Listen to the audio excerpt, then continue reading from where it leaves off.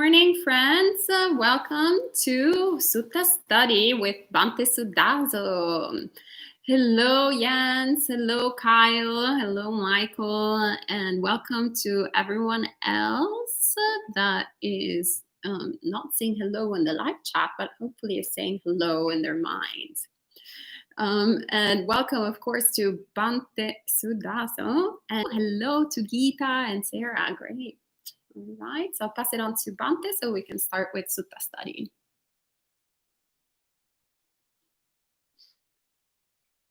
Namo tassa bhagavato arahato samma sambuddhassa. Namo tassa bhagavato arahato samma sambuddhassa. Namo tassa bhagavato arahato samma sambuddhassa. Buddhang dhammang sanghang namasami. Good morning, friends. And so this morning we'll be looking at the Dhammadāyāda Sutta, which is Majjhima Nikaya number 3, which is translated here as Heir of the Dhamma. So, as usual, I'll read through the sutta and stop to give some explanations here and there, and at the end we'll have discussion. So the sutta begins. Thus have I heard. On one occasion, the Blessed One was living at Savatthi at Jeta's Grove in Anathapindika's park. There the Blessed One addressed the monks. Monks! Auspicious sir, those monks replied to the Blessed One. The Blessed One said this.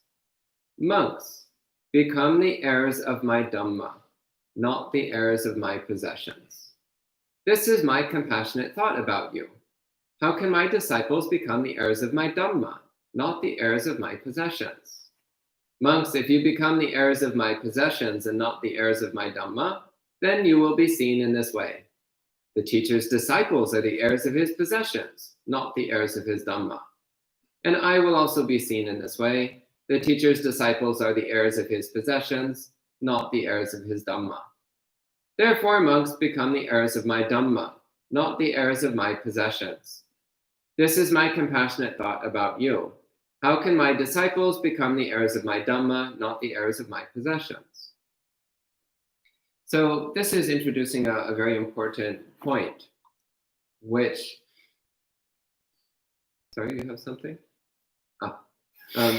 This is introducing a very important point, which is that the reason why we enter Buddhist practice, the reason why we study the suttas, the reason why we follow the precepts, the reason why we practice generosity, the reason why we practice meditation, is to inherit the Dhamma. So to make the Dhamma our own, to fully bring within ourselves the Buddha's teachings, to embody the Buddha's teachings fully and completely, to understand them fully and completely, and to realize their highest meanings. This is why we do this. Now, because the Buddha had incredible merit, incredible parami, the Buddha also was a magnet for wealth. He was a magnet for fame. He was a magnet for respect. This is to be understood. It's not surprising. And similarly, the Buddha's disciples also tend to be magnets for wealth, fame, respect, and so on. Now, this also is not surprising. It's to be expected. But we must always keep in mind that that's not why we're into Buddhism. That's not the purpose.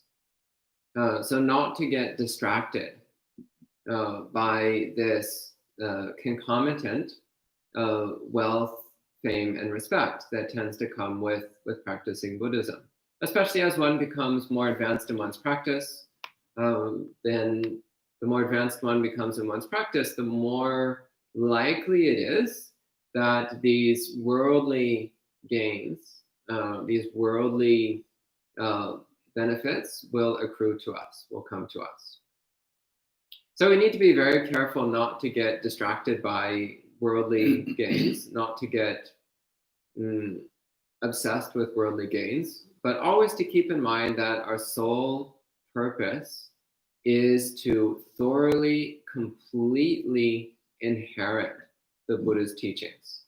to embody the Buddha's teachings fully and to pass it on to the next generation. So we're not the least bit interested in using Buddhism as a form of self-enrichment.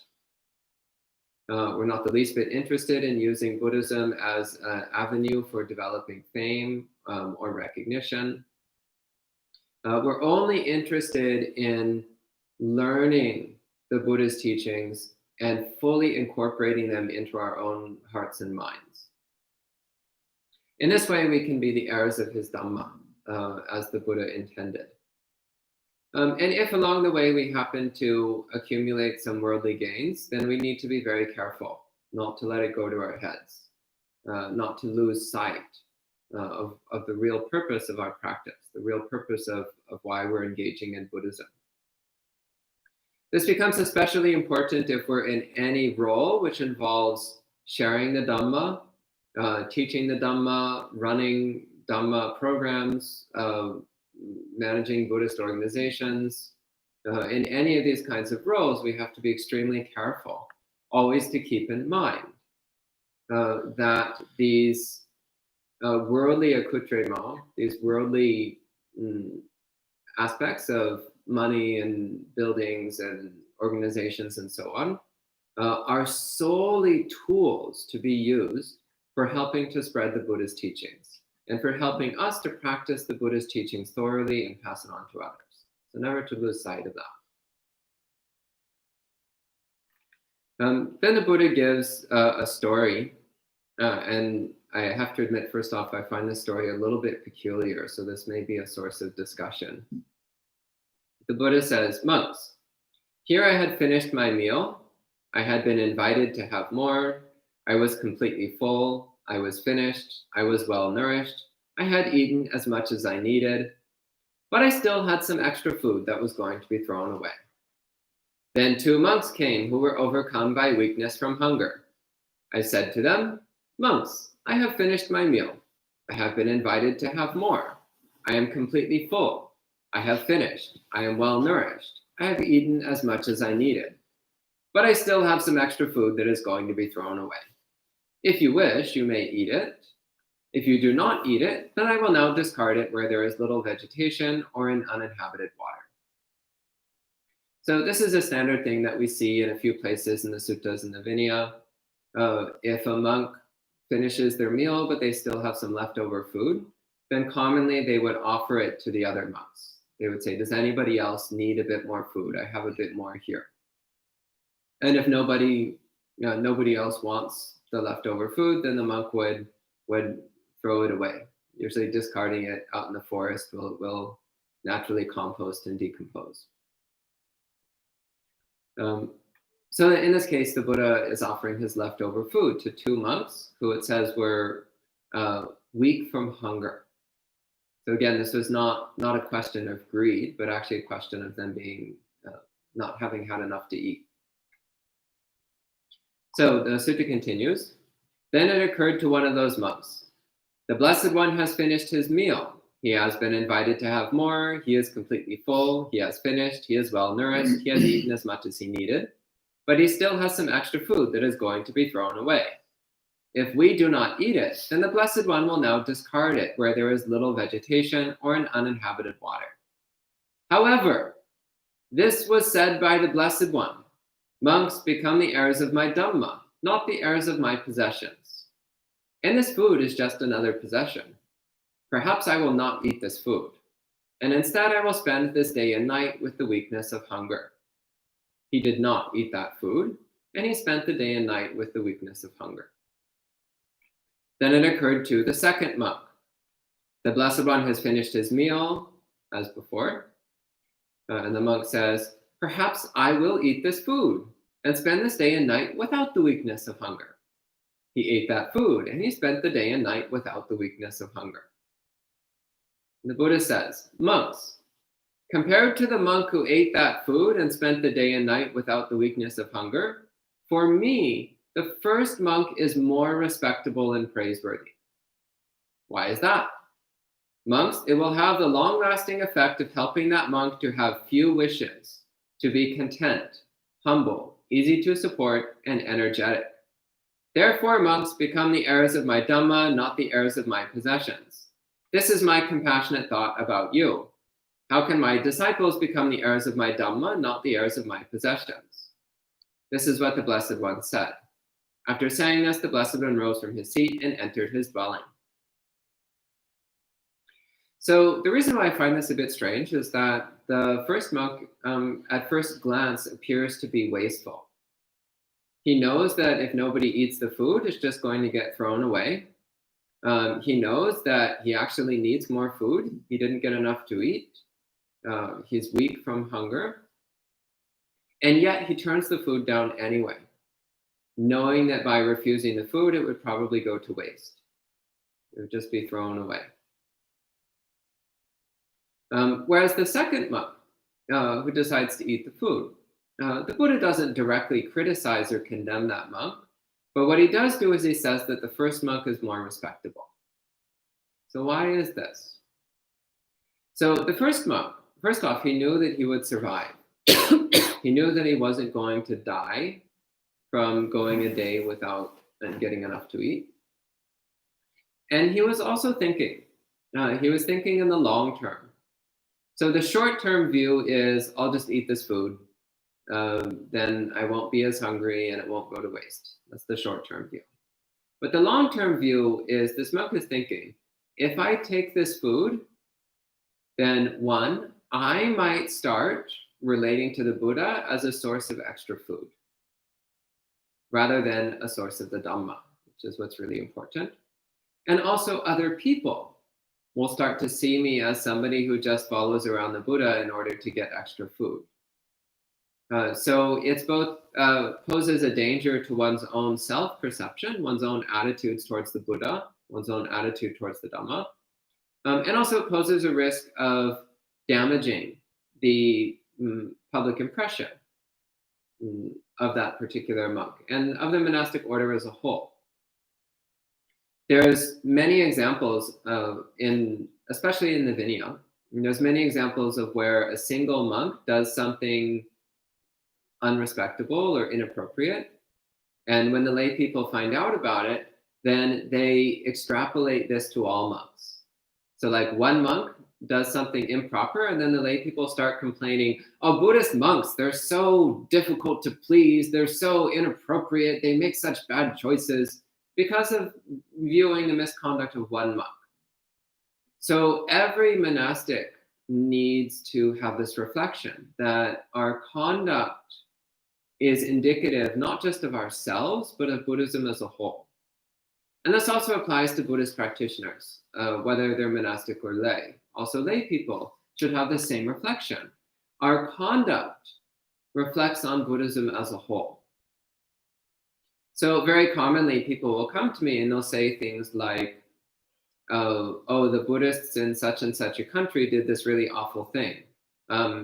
What's wrong with Buddhism that it allows its practitioners to do these terrible things? And then I have to explain to them, well, actually, Buddhism doesn't allow these things. Buddhism does not allow genocide. Buddhism does not allow racism. Buddhism does not encourage violence. And the people who are doing these terrible things, such as genocide and so on, are not following the Buddha's teachings.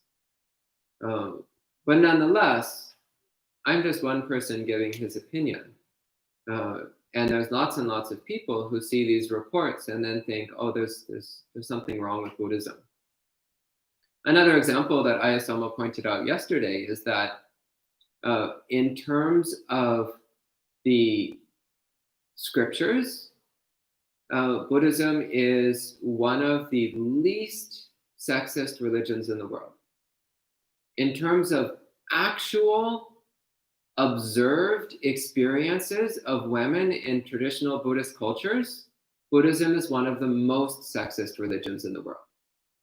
So again, this is a tremendous problem because then people visit Buddhist countries and they think Buddhism is sexist. The Buddha was sexist. The Buddhist teachings encourage sexism. And of course, if you read the suttas, you know that's not true. But if you observe the way self-proclaimed Buddhists in self-designated Buddhist countries act, then you will think Buddhism is very sexist.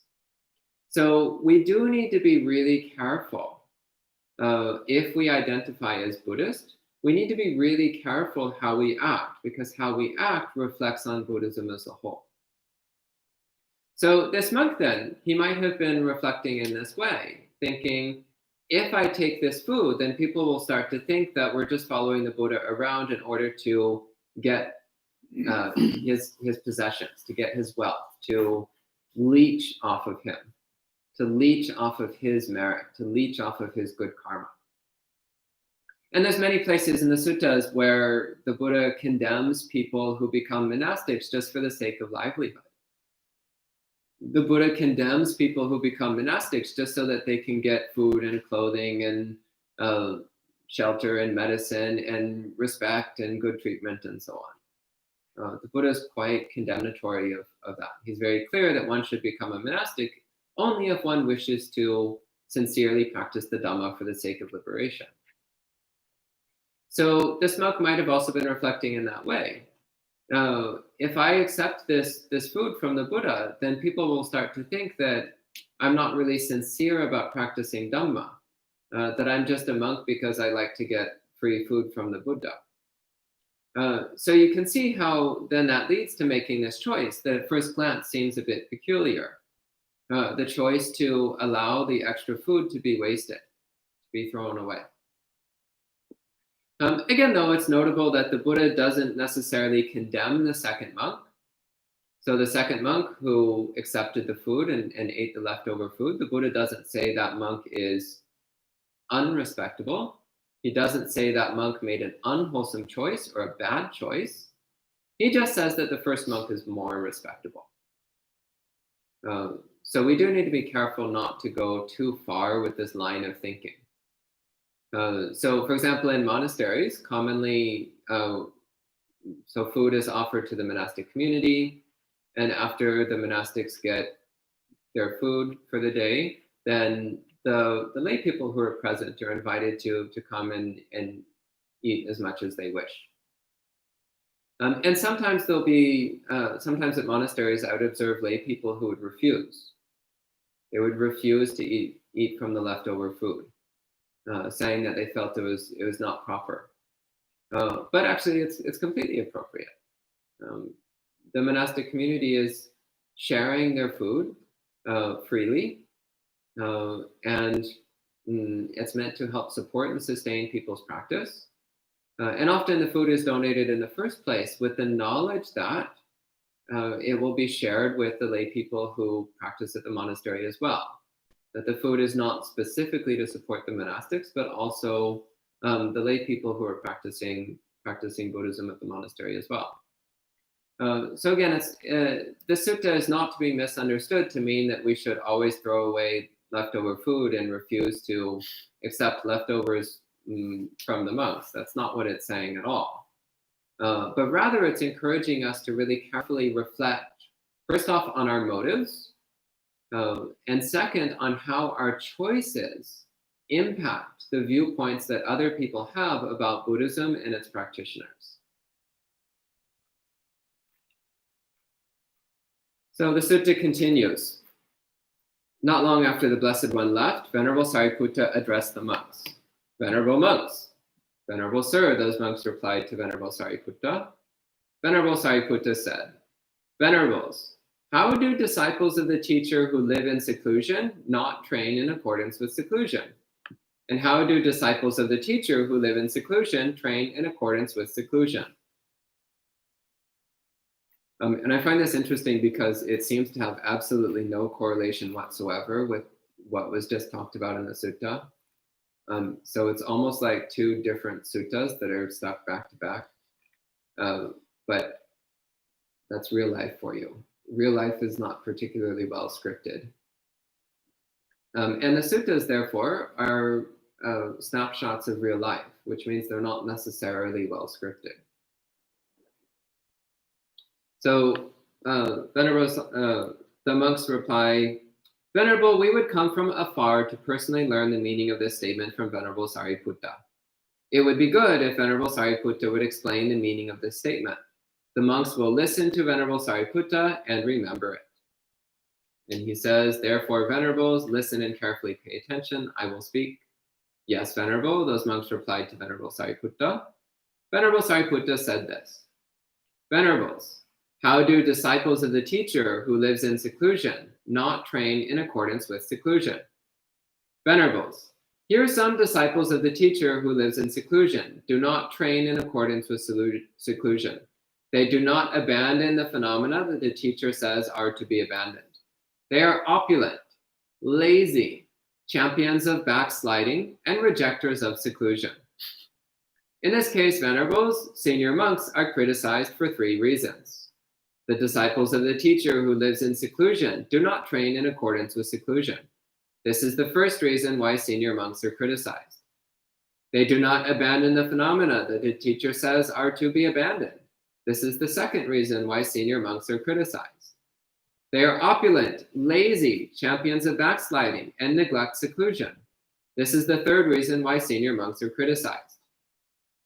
And then he applies the same thing to intermediate monks and to new monks. So basically saying that regardless of whether someone is a senior monk or a monk of a moderate number of years or a newly ordained monk, a junior monk, if one has these 3 problems, then one is bound to be criticized. So the first one, not training in accordance with seclusion. So elsewhere, the Buddha speaks about 2 kinds of seclusion, physical seclusion and mental seclusion. So physical seclusion means not being wrapped up in worldly affairs. So spending time in quiet, remote places or in monasteries where you're not getting involved in the business of lay people, the business of society, where we can focus on developing our own hearts and minds, where we can focus on cultivating ourselves and not be getting wrapped up in gossip and the affairs of others and insignificant matters of society and lay life. And the other form is mental seclusion, which means that even when we are in the midst of activities, we do not become mentally involved in them.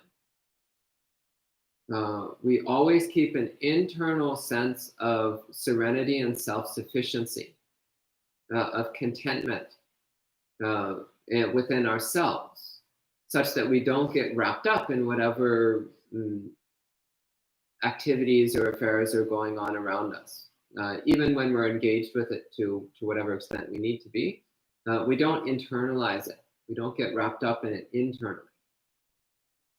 And also, mental seclusion is also working to distance ourselves from unwholesome mind states, which is the second major thing he talks about, which is abandoning the phenomena the teacher says are to be abandoned. So that means recognizing unwholesome mind states as they arise and discarding them, rejecting them, not participating in them, not allowing them to influence our thoughts, speech, and actions.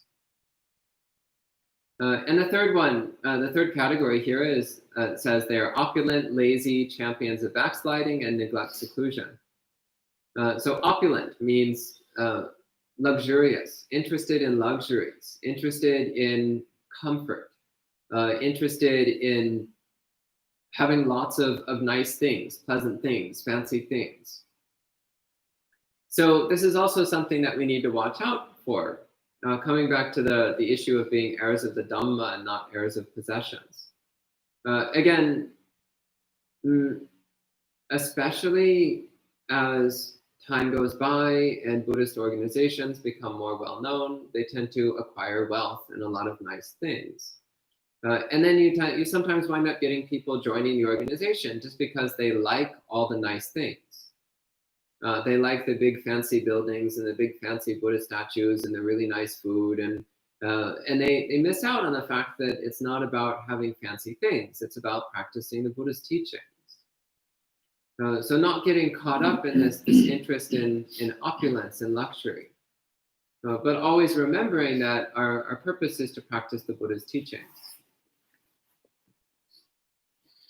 One thing which I really liked, so when I was in Taiwan, I visited a few monasteries, and some of the monasteries that I visited are very wealthy. You have really big, beautiful buildings, and everything's really neatly designed, and it's all very tasteful and lovely. But then the monks' quarters, there'll be like 4 monks sharing a room, sleeping on wood planks. And it's like, huh. So the monastery has more than enough money to give everybody private rooms with really luxurious bedding and couches and so on, but they don't. People sleep in very simple, austere shared accommodations, because that's a reminder that we're not in Buddhist practice for the sake of living a luxurious, comfortable life.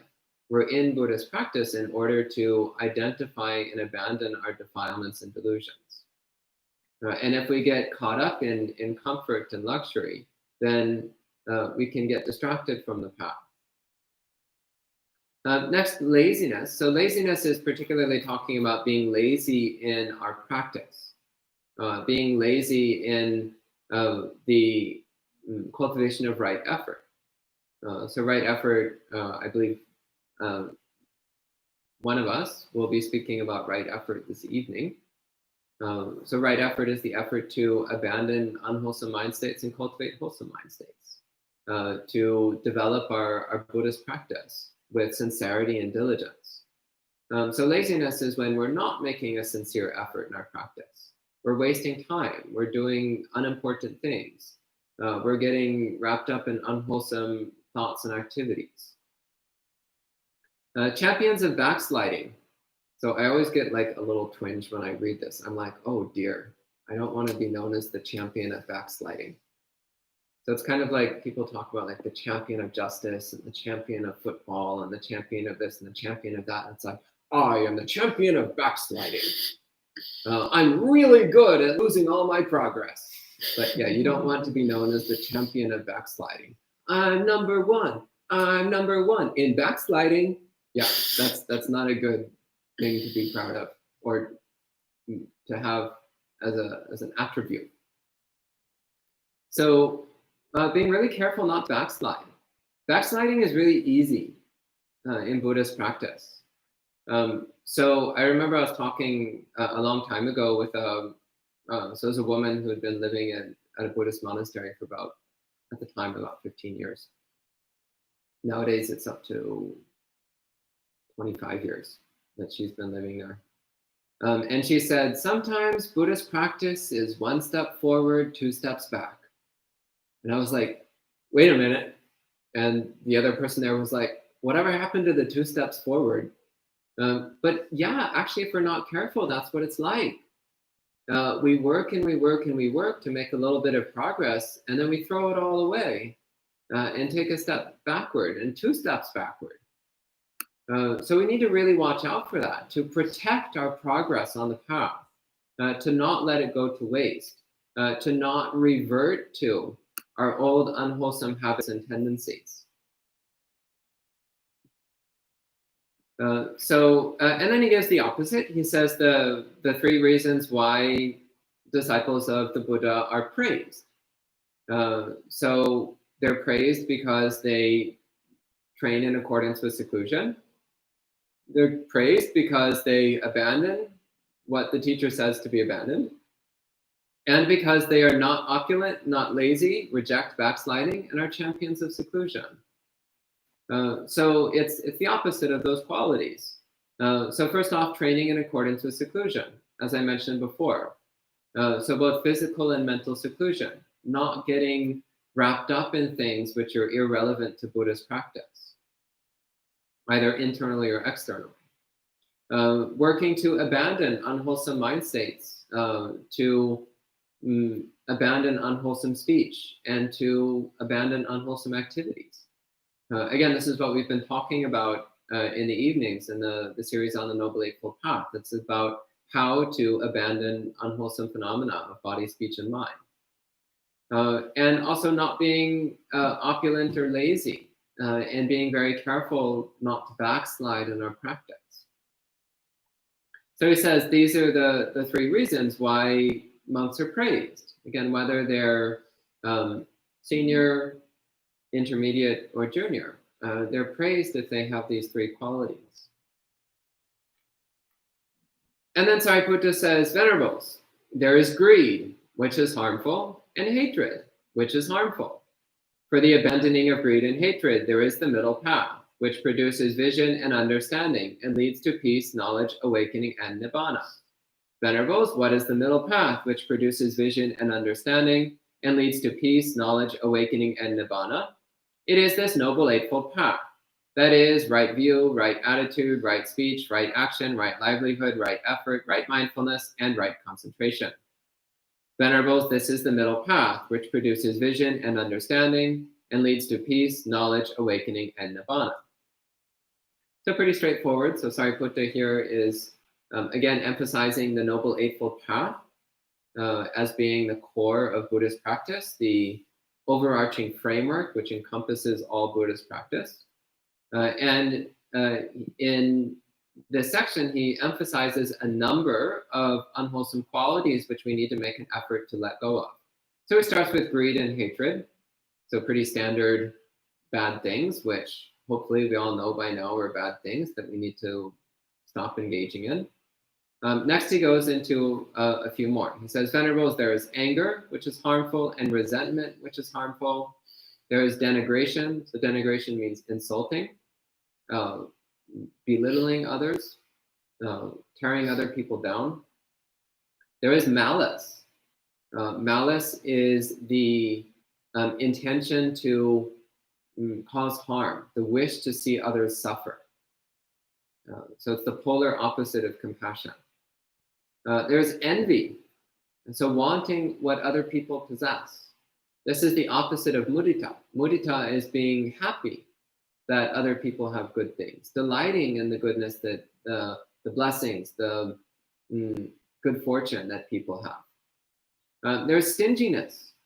So we practice generosity to overcome stinginess. Stinginess is this self-centered attitude of wanting to cling to what we have and being unwilling to share it with others. Fraudulence, deceitfulness. So we spoke about that in the section on right speech and also a bit yesterday in the section on right livelihood. So not being fraudulent or deceitful in how we go about our lives. Stubbornness. This comes up a lot in monasteries, the issue of stubbornness.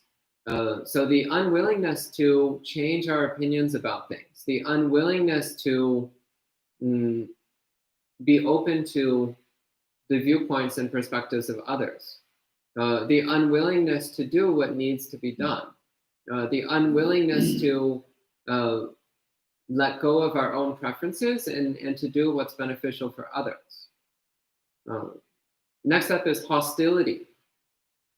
So another critical quality that we need to let go of, and instead to cultivate benevolence and goodwill, to cultivate metta. Conceit, arrogance, and pride. So these are all related qualities. Qualities of being self-centered, fixated on me all the time. So instead, we need to make a conscious effort to be concerned about others, to be interested in others, to genuinely care about others. And of course, we also need to care about ourselves, but not placing ourselves above others or below others. And negligence. Negligence is the final list quality in this list. And there's many places in the suttas where the Buddha condemns negligence. From Pali, this is pamada. So negligence, the opposite of negligence is heedfulness or vigilance. So negligence is where we're not paying attention to what we're doing. We're not paying attention to what we're thinking. We're not paying attention to what we're saying. We're not paying attention to the consequences of our actions or of our inaction. Negligence is the opposite of consideration. the opposite of considering carefully, what are we doing and what effect is it having in the world? Is it wholesome or unwholesome? Is it helpful or harmful? So we need to be very careful to pay attention to these things, to really closely watch the effects of what we're doing, to be fully aware of the choices we're making and what effects they're having. And the sutta ends, this is what Venerable Sariputta said, those monks were satisfied and delighted in Venerable Sariputta's speech. So that's the end of this discourse. Are there any questions or comments? If so, please type them in the live chat and we'll have some discussion. Thank you. Thank you, Bhante. Sadhu, sadhu, sadhu. So there's only a few comments as of now. Michael says, this might be an example of the Dhamma, in some cases being counterintuitive. Lots of cases, I would say. He's referring to the extra food, by the way. And Maya says, but having to accept food is also an exercise of humbleness. It wouldn't be easy for everyone to depend on others, so to eat every day. It is an exercise of letting go of a lot of control. What can we cultivate as opposed to resentment and as opposed to envy? So first off, to address your first statement, that's true. Accepting what others offer is a practice of contentment, a practice of gratitude, a practice of letting go. That's true. And this is something in monastic life that we learn, because in monastic life, much of the time, we have very little control over what we're eating. So we gratefully receive what others offer to us and let go of our wish for anything else. So yeah, the practice of receiving what's offered is an important element of Buddhist practice, especially as a monastic. And letting go of resentment, and what was the other one? Envy. Envy. So resentment is holding on to a grudge against someone. So somebody has done something improper in the past or something that we think is improper, and we're unwilling to forgive them for it. We keep holding on to it in our mind. We keep telling ourselves a story about how bad that person is. So it's important to cultivate forgiveness as the opposite, forgiveness and understanding and compassion. So recognizing that people make mistakes because of their defilements and delusions. People do unwholesome things because of their defilements and delusions. And we also make mistakes and do improper things because of our own defilements and delusions. But we also recognize that everybody has the capacity to change.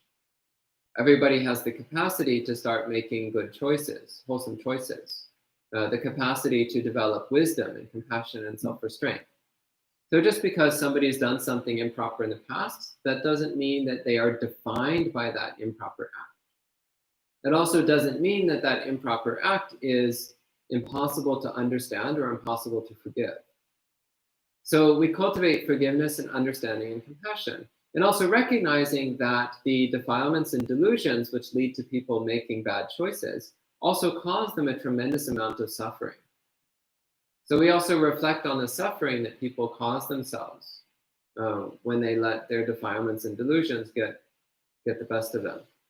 And we bring up compassion for them and wish for them to be free of their suffering and free of the defilements and delusions which are causing their suffering. That said, you still need to look out for your own safety. So you may forgive someone, you may develop compassion for them, you may release your resentment, but if there is not good reason to believe that they've changed their ways, you may still keep them at a distance. This doesn't mean cultivating foolishness. You still need to be protective of yourself, but with an attitude of kindness and compassion rather than an attitude of resentment.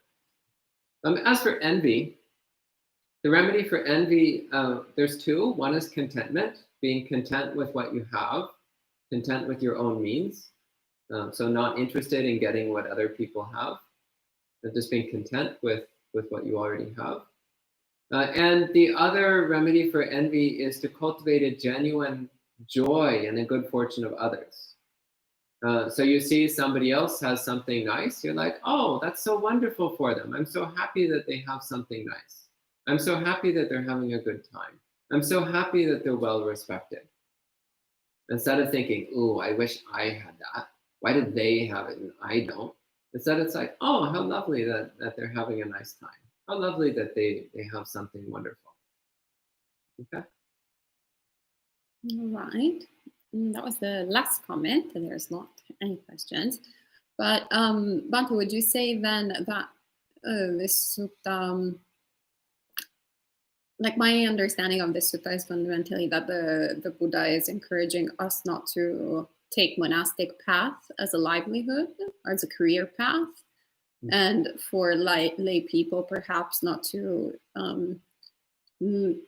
take Buddhism for, or go to monasteries for a free meal or a free whatever place where to stay, etc., but rather always looking at the teachings and always remembering that it's a path that leads towards liberation. Yeah, I would agree with that. Yeah.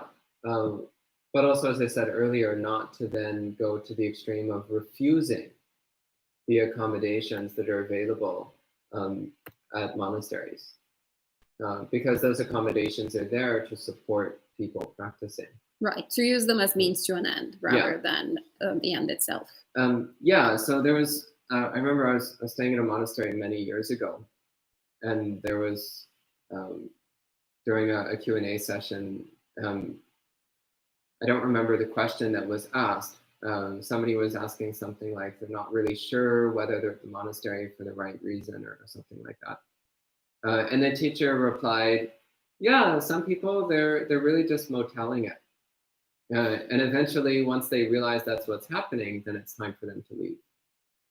So it really stuck with my mind. So this verbing of the word. So people who are in monasteries just moteling it.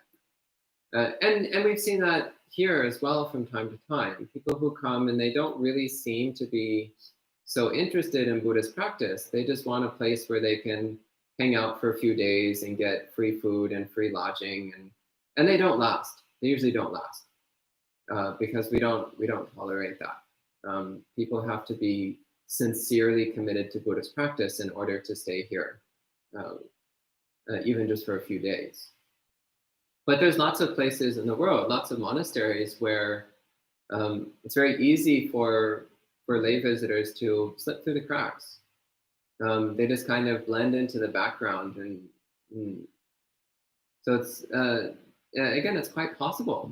It's quite easy actually, if you know where to go. It's quite easy to just leech off of the system, and that would be an example of being an heir of the Buddha's merit in terms of physical possessions rather than in terms of Dhamma.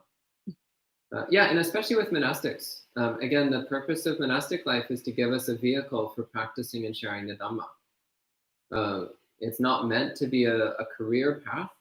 It's not something that we do in order to get famous. Sometimes that happens as a side effect, and it's not the purpose. It's not something that we do in order to have a livelihood, but we do hopefully get enough food to eat, enough clothing to wear, and so on. But always remembering that the Buddha's path is a vehicle for liberation. It's a vehicle for awakening. And that's its sole purpose. Everything else that comes along is just side effects. It's not the purpose. Right, and Diane says, this sutta is a great example why access to Buddhist teachings is so important. I never would have understood this meaning on my own. Thank you very much, Bhante. Everyone says, thank you for clarifying that Buddhism is against racism and genocide. I've encountered people blame the Myanmar crisis of the Rohingya people on Buddhism, but I always say that it is not according to Dhamma. Yeah, this comes up as well. So I remember one time I was in Manhattan, and someone came up to me on the streets and just directly said, like, why does Buddhism support genocide? And I was like, excuse me, it doesn't. It's actually quite opposed to it. And the person was like, well, what about all the Burmese Buddhists killing the Rohingyas in the name of Buddhism? And I'm like, well, those people are not practicing Buddhism correctly. And the person wouldn't listen to me. The person was quite attached to their viewpoints and kept ranting and eventually left angrily. But again, that is something we really need to keep in mind. Just because somebody says they're doing something in the name of Buddhism doesn't mean it necessarily is. We need to always keep in mind what the Buddha actually taught. So yeah, the issue of the mistreatment of the Rohingya people, again, that doesn't have anything to do with Buddhism. There's other reasons why that genocide and misbehavior occurred, but Buddhism is not the cause, because Buddhism is directly opposed to those kinds of activities. And Gita is asking, Bhante, do you allow lay followers to come prepare food for you all if they bring the groceries and coming from another town? We normally locally cook at home and take the food to the Sangha. Yes, we are quite happy about that. If you are interested in doing so, you can send an email to info@buddhistinsights.com so we can arrange the date and all. Bhante Suddhaso has some allergies, so we're trying to keep him healthy. So it's good if I share with you the information. Now he's getting a little bit embarrassed. But we're trying to keep him healthy, since you can see he's very skinny.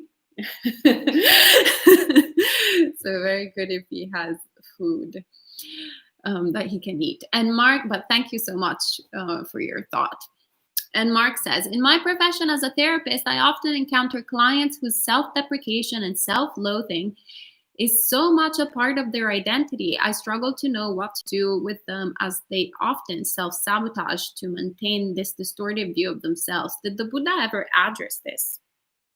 Yeah, though one thing that I should emphasize is that it's not always proper to use the Buddha's teachings when dealing with people who are not Buddhist. So when dealing with people who are not Buddhist, the Buddhist teachings often don't gain any foothold. So the Buddha did speak about self-deprecation and self-denigration and so on. Briefly speaking, as just being a form of hostility, a form of conceit, actually. So it's just another form of self-centeredness. So having an artificially inflated positive view of oneself and having an artificially inflated negative view of oneself is both just a form of self-view. It's both just a form of self-centeredness. So one of the best remedies for self-deprecation is silanusati, chaganusati, recollecting one's own virtue, one's own goodness, one's own generosity, and actively performing acts of goodness and generosity, actively performing a lot of good, wholesome, meritorious deeds, so that one has a lot of good things to reflect on about oneself, a lot of praiseworthy attributes of oneself. So that's the main remedy that we have in Buddhist practice, is constantly bringing to mind one's own good qualities, one's own wholesome, praiseworthy, virtuous qualities, as a way of developing a wholesome self-esteem. So this is not the same as arrogance. Arrogance of like, I am so amazing, look how amazing I am.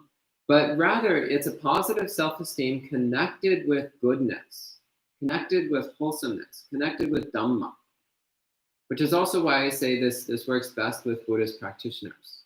So you might find some way of adapting this for non-Buddhist contexts, and if so, that's great. But I would say that normally I recommend caution when trying to apply Buddhist practices to non-Buddhist people, because it doesn't always work very well. All right, and Liz is saying, I was a little surprised by this sutta. Seems there is more concern for others' perception versus sincere intention. Some will always be judgmental and have negative perceptions. I rarely care what others think, as long as I truly know my intentions are good. Yeah, I understand that perspective. And again, it's important to note that the Buddha does not condemn the second monk, the monk who accepted the food. He doesn't condemn that monk or criticize him. The Buddha does praise the first monk and say that the first monk is more respectable. That's what the Buddha does. As for caring about the opinions and views of others, well, that's an aspect of compassion practice. So to some extent, your perspective is correct, that ultimately we do need to be concerned primarily just with making sure that we are behaving in the most wholesome way, the most proper way. That's true. But we also need to acknowledge the fact that the choices and decisions we make have an effect on other people. So if we are behaving in a way which is damaging the view that other people have of Buddhism, that's not very good. If we can change our conduct in a way that will make other people have a positive impression of Buddhism, then we're doing them a favor. We're helping them out. So that's an aspect of compassion. Helping other people have a positive regard towards Buddhism is an act of compassion. And actually much of the Vinaya rules came about because of the outward perception that people had of the monastic community. So many of the Vinaya rules were created not for any particular moral or ethical reason, but because the Buddha wanted the broader lay community to respect the monastic sangha, to have a good feeling about the monastic communities. So this is, again, it's not the number one concern. The number one concern is always to protect our own virtue, protect our own goodness. But it is a side concern. It is something that we do need to be attentive to. So this is something that I feel very strongly as a Buddhist monk. Whenever I'm out in public, I think my behavior reflects on Buddhism as a whole. Because I'm dressed like this, I am a walking avatar of Buddhism. That means I need to look dignified, kind, and wise. I need to look self-restrained. I need to look peaceful. No matter what's going on inside me, I need to portray this because this is what people will think Buddhism is.